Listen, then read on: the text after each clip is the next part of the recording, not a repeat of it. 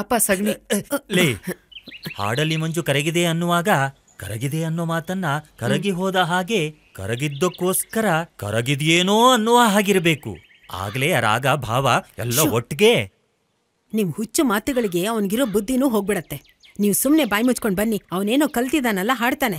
ಅಬ್ಬಬ್ಬಬ್ಬಬ್ಬ. ಅದಲ್ಲ ಕಣೆ, ಅಂತ ಮಹಾನ್ ಭಾವ್ರ ಮುಂದೆ ಹಾಡ್ಬೇಕಾದ್ರೆ ಹೊಟ್ಟೆ ತಿರುಗ್ಬಾರ್ದಲ್ಲ. ಅಲ್ಲೆಲ್ಲ ಸೌಕರ್ಯ ಇರುತ್ತೆ ಬಿಡಿ. ಸರಿ ಬಾರ ಇಲ್ಲಿ. ಮಧ್ಯದಲ್ಲಿ ಸ್ವರಗಳು ಮರ್ತು ಹೋದ್ರೆ ಅದು ಮುಖದಲ್ಲಿ ಕಾಣಿಸ್ದೆ ಅನ್ನು ಅನ್ನು ಗೊತ್ತಾಯ್ತಾ? ಅವಾಗ ಅನ್ನ ಸಾಂಬಾರ್ ಕಲಿಸ್ದಾಗೆ ತುಂಬಾ ಸುಲಭವಾಗಿ ಸೇರುತ್ತೆ.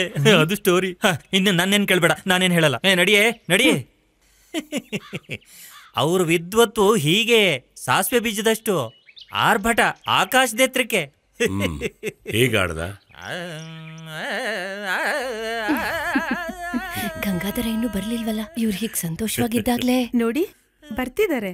ನನ್ನ ಪಾಲಿನ ಕಾಣಿಕೆಯೇ ನಿಮಗೆ. ಸುಮ್ಮನಿರ್ತೀರಾ? ಸ್ವಾಮಿ, ಇವನು ನಮಗೆ ಮದುವೆ ಆದ 14 ವರ್ಷಕ್ಕೆ. ಇವನು ಸ್ವಾಮಿ ಇನ್ನು ನಮ್ಗೆ ಹೆರಿಗೆ ಆಗಲ್ಲ ಅನ್ನೋ ಸಮಯದಲ್ಲಿ ಪ್ರಸಂಗ ಅಂದ್ರೆ ಇದೆ. ಏನಿಲ್ಲ, ಅಮ್ಮವ್ರು ಮಾತಾಡ್ತಾರೆ. ಅಮ್ಮ, ಊಟ ಮಾಡುವಾಗ ಹೇಳದ್ನಲ್ಲ ಗಂಗಾಧರ ಅಂತ, ಇವನೇನೆ. ಅಜ್ಜಿ ಹತ್ರ ಸಂಗೀತ ಕಲ್ತ್ಕೋತಾ ಇದ್ದಾನೆ. ಮರವಿಲ್ಲದ ಊರಲ್ಲಿ ಹರ್ಲೇಣೆ ಗಿಡನೇ ಮಹಾವೃಕ್ಷ ಅಂತ ನಮ್ ವಿದ್ಯೆ ಎಷ್ಟು, ನಾವೆಷ್ಟು. ನಿಮ್ ಸಮಕ್ಷದಲ್ಲಿ ಹಾಡ್ಬೇಕು ಅಂತ ಆ ಹುಡುಗನ ಆಸೆ. ಏನ್ರಿ, ಕೇಳೋಣ? ಅದಕ್ಕೇನು, ಹಾಡ್ಲಿ. ಉಮಾಸುತಂ ಶೋಕ ವಿನಾಶಕಾರಕಂ ನಮಾಮಿ ವಿಘ್ನೇಶ್ವರ ಪಾದ ಪಂಕಜಂ. ಬೆಳಗಿನ ಜಾವ ಅದ್ಭುತವಾದ ಕನ್ಸು ಬಿತ್ತು ಕಣೆ. ಏನಂತ? ನಮ್ ಗಂಗಾಧರ 3 ವರ್ಷಗಳಲ್ಲಿ ಇಷ್ಟು ಬೆಳೆದಿದ್ದಾನೆ ಅಂತ. ಬಿಳಿ ಶುಭ್ರವಾದ ಅಂಗಿ ಹಾಕೊಂಡು ನನ್ನ ಹತ್ರ ಬಂದು, ಅಪ್ಪ ತುಂಬಾ ಹಸಿವಾಗ್ತಿದೆ, ನೀನೇ ನಿನ್ ಕೈಯಾರೆ ಒಳ್ಳೆ MLA ದೋಸೆ ಹಾಕೊಡ್ತೀಯಾ, ಇವತ್ತು ಇನ್ನೊಂದು ಕಚೇರಿಗೆ ಹೋಗ್ಬೇಕು ಅಂತ ಹೇಳ್ದ. ನಿಮ್ಮನ್ ಕೇಳೋದೇನು? ಅವಾಗ ನನ್ ಮನೇಲಿ ಇಲ್ವಾ? ನನ್ನೇ ಕೇಳ್ಬೋದಲ್ಲ. ನನಗೆ ಕನ್ಸು ಬಂದಿರೋದ್ರಿಂದ ನನ್ ಕೇಳ್ದ ಕಣೆ. ನಿನಗ್ ಬಂದಿದ್ರೆ ನಿನ್ನೆ ಕೇಳ್ತಿದ್ನೇನೋ. ನಿನ್ಗೆ ಯಾಕೆ ಇಷ್ಟು ವೇದ್ನೆ? ಯಾಕಷ್ಟು ಗಲಾಟೆ ಮಾಡ್ತೀರಾ? ಅವ್ನ್ ಯಾವಾಗ ಸಂಗೀತ ಸಾಧನೆಗಳನ್ನ ಮುಗಿಸ್ಕೊಂಡ್ ಬರ್ತಾನೆ ಅಂತ 1000 ಕಣ್ಣುಗಳಿಂದ ಕಾಯ್ತಾ ಇದ್ದೀನಿ. ನಿಮ್ಗಾದ್ರೂ ಸ್ವಲ್ಪ ಬುದ್ಧಿ ಇರ್ಬೇಕಲ್ಲ. ಅಮ್ಮನ್ ಜೊತೆ ಹಾಕಿಸ್ಕೊಂತ ಒಂದ್ ಮಾತಾದ್ರೂ ಹೇಳ್ಬೋದಿತ್ತಲ್ಲ.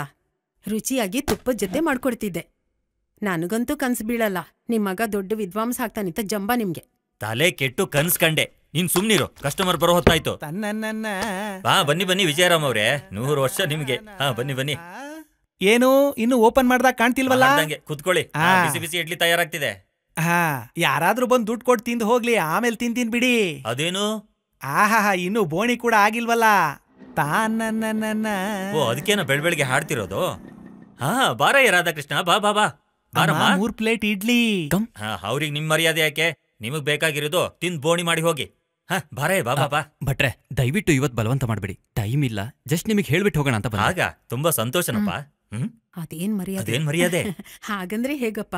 ಹೊಸ ಜೋಡಿಗಳು ಬಂದ್ ಹಾಗೆ ಹೋಗದ? ಬನ್ನಿ ಬನ್ನಿ ಬನ್ನಿ ಬನ್ನಿ, ಕೂತ್ಕೋ, ಕೂತ್ಕೊಳ್ಳಮ್ಮ. ಏಯ್, ದಂಪತಿಗಳಿಗೆ ಏನಾದ್ರೂ ಕೊಡ್ಬೇಕಲ್ವಾ? ಅದೇ ಮಾಡ್ತಾ ಇದ್ದೀನಿ. ಏನಿಲ್ಲ, ಕೂತ್ಕೋ ಕೂತ್ಕೋ. ಈ ಸೀರೆಯಲ್ಲಿ ತುಂಬಾ ಲಕ್ಷಣವಾಗಿ ಕಾಣ್ತೀಯಮ್ಮ, ಮಡಿ ಹಾಕೊಂಡಿರೋ ಮಹಾಲಕ್ಷ್ಮಿ ಹಾಗೆ. ಅಂದ ಹಾಗೆ ಮಡಿಲಿರೋ ಗಂಡ ಮಾನಗೆಟ್ಟ ಹೆಂಡತಿ ಅನ್ನೋ ಟೈಟ್ಲ್ ಹೇಗಿದೆ?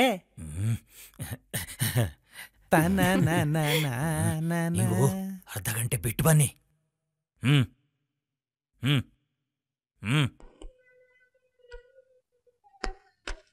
ಅವನೊಬ್ಬ ಹುಚ್ಚ. ನಿನ್ ಟ್ರೈನಿಂಗ್ ಮುಗೀತಪ್ಪ? ಮುಗೀತು ಚಿಕ್ಕಮ್ಮ, SI ಪೋಸ್ಟಿಂಗ್ ಆಗ್ಬೇಕಷ್ಟೇ. ಹೌದು, ಗಂಗಾ ಪತ್ರ ಬರೀತಿರ್ತಾನ?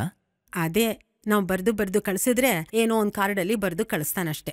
ಪಾಪ ಅವನಿಗೆ ಸಮಯನೇ ಇಲ್ವೇನು. ಇವಾಗ ಇದೆಲ್ಲ ಯಾಕೆ ಚಿಕ್ಕಪ್ಪ? ನಮ್ಮ ಅತ್ತೆ ಅವನನ್ನ ದೊಡ್ಡವ್ರ ಹತ್ರ ಕಳಿಸ್ತಾ ಇದಾರೆ. ಅವನು ಬೇಗ ಬೆಳಿತಿದ್ದಾನೆ. ಎಲ್ಲ ಮಹಾತಾಯಿ ದಯೆ. ಈ ತಾಯಿ ಆದ್ರೆ ಅವನ್ ಜೊತೆ ನನ್ನ ಹಾಗೆ ಇಡ್ಲಿ ದೋಸೆ ಆಗಿಸ್ತಿದ್ದು. ಮತ್ತೆ ಬರುವಷ್ಟರಲ್ಲಿ ಮಗು ಜೊತೆ ಬರ್ಬೇಕು. ಇವಾಗ್ಲೇ ಯಾಕೆ ಅವ್ರಿಗೆ ಮಕ್ಳು? ಇನ್ನು 10 ವರ್ಷ ಚೆನ್ನಾಗಿ ಜೀವನ ಮಾಡ್ಲಿ. ಅಧಿಕ ಪ್ರಸಂಗ. ಕರೆಕ್ಟ್. ನಮ್ ಗಂಗಾ ಏನಾದ್ರೂ ಕಾಣಿಸಿದ್ರೆ ತಪ್ಪದೆ ಪತ್ರ ಬರೆಯಕ್ ಹೇಳಪ್ಪ. ಸರಿ.